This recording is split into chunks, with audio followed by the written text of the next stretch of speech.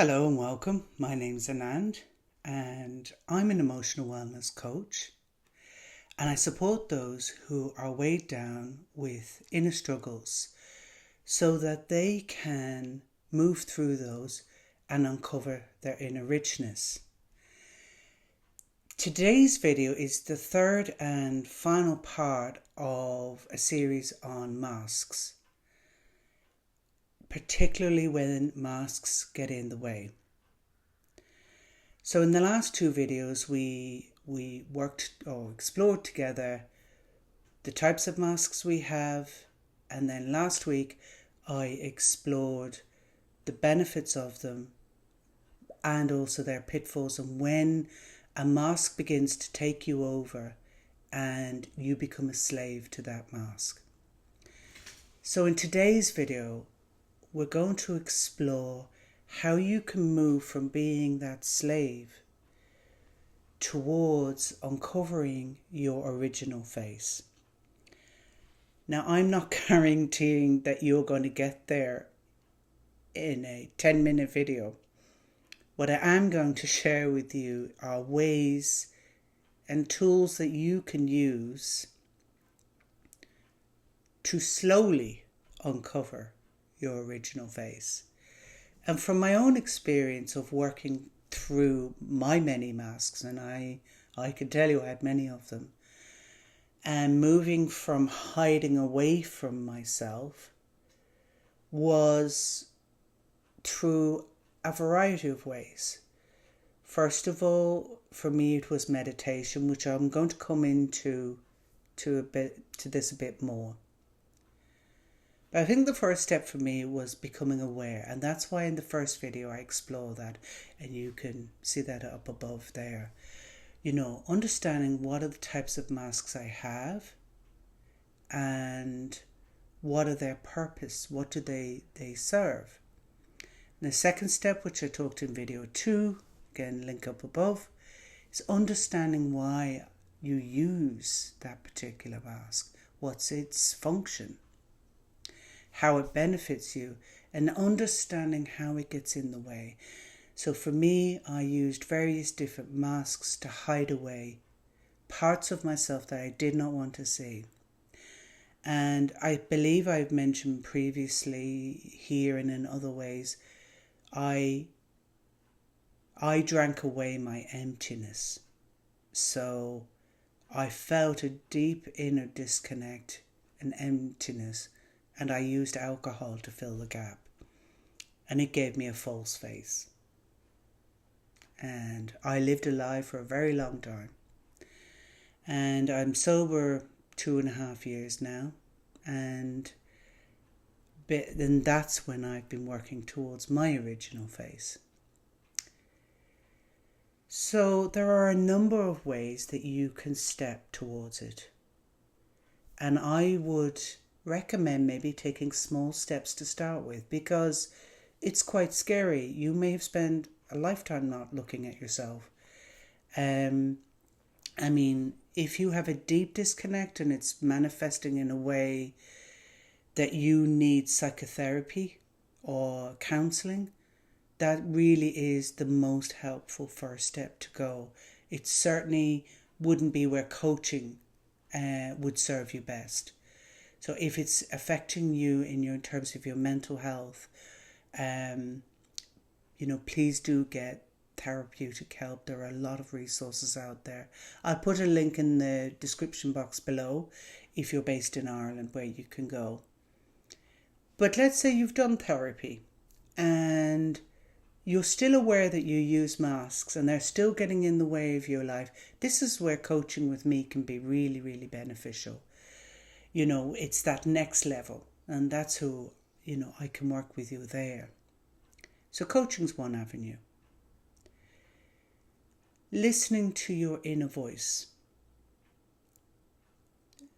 Just trying to understand this little quiet voice that you have inside of you.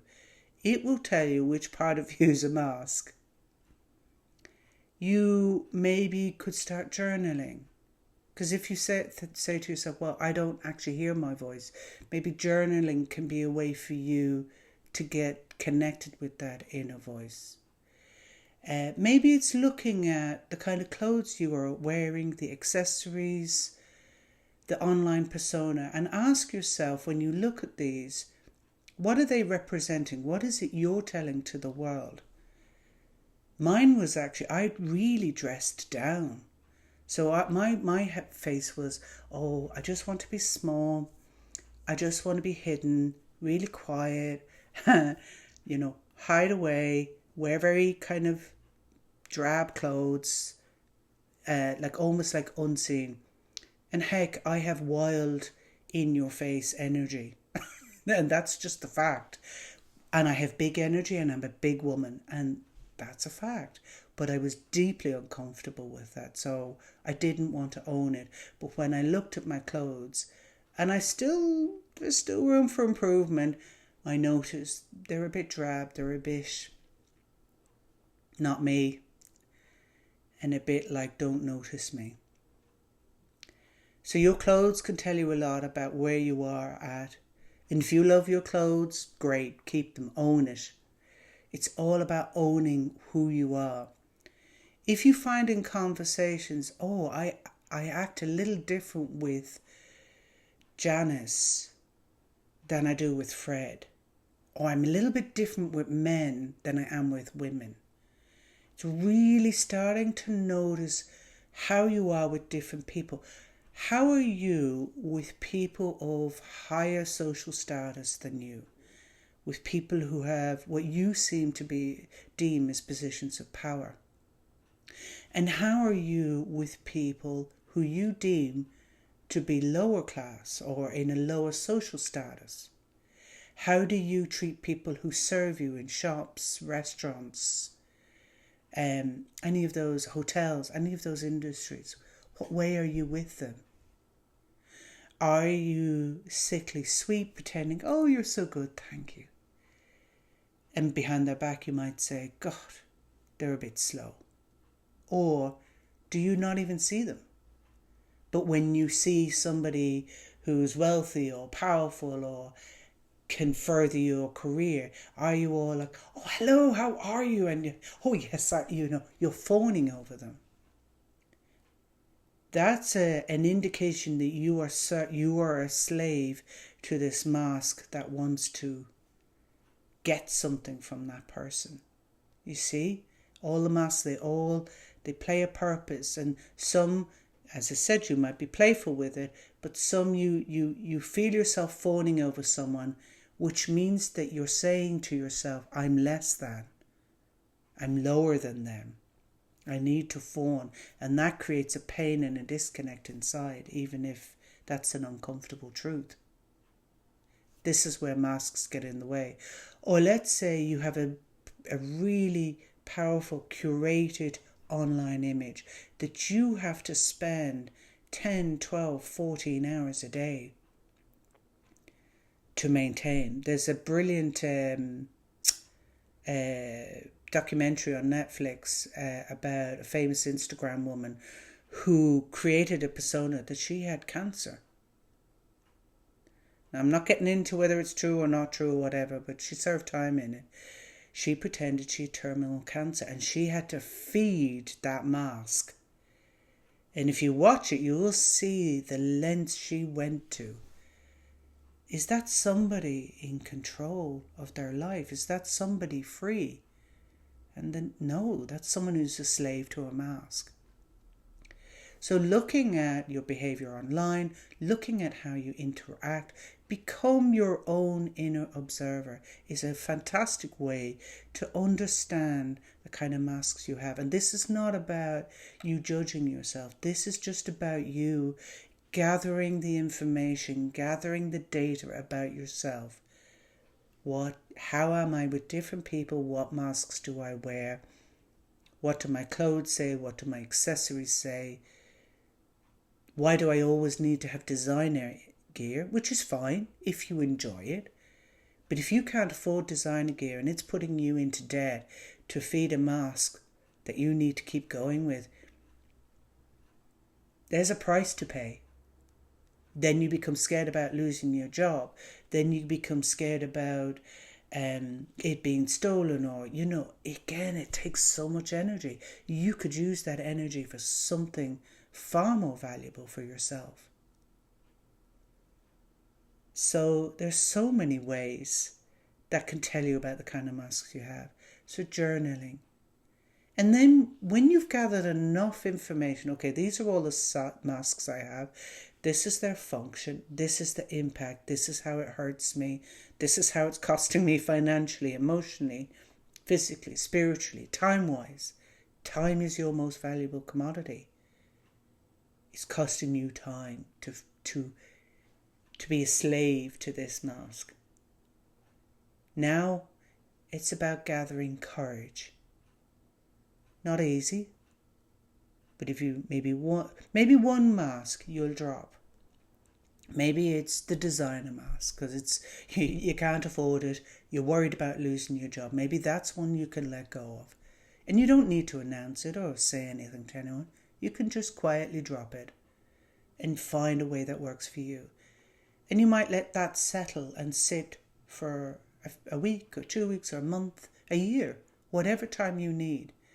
And then you move on to the next mask and you drop that one. It's all about dropping the masks. It's not about changing them. It's just about dropping. When you become an observer and your own inner detective, they drop away. And then finally, the most powerful way I know of moving towards your inner face, your original face, your essential self, your self that you feel connected. The most powerful way and the most immediate, if you want to start with that first, is meditation. Meditation is your doorway to meeting, owning, loving your original self. It will also work through all the parts of yourself that you don't want to see. And it will find a compassionate way of bringing you towards them and integrating them into yourself. I witness it in myself. I witness it in my clients as they do the work. It's the most humbling thing I've ever seen. It's the most beautiful thing I ever see. It's why I do this work.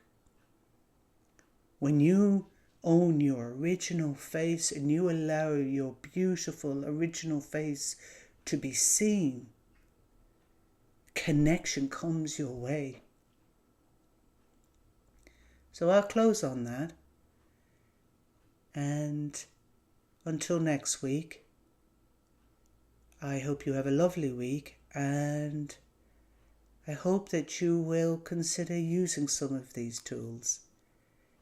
And one final note is it's about being fluid with yourself, as in being flexible and fluid, and knowing when to use a mask that's playful and beneficial in a moment, and knowing when you can show your full, authentic, original face. And it's about being kind to yourself as you journey towards your original face, and as you drop these masks that you most likely were very attached to. So it's about being kind and compassionate and patient as you do this. Thank you.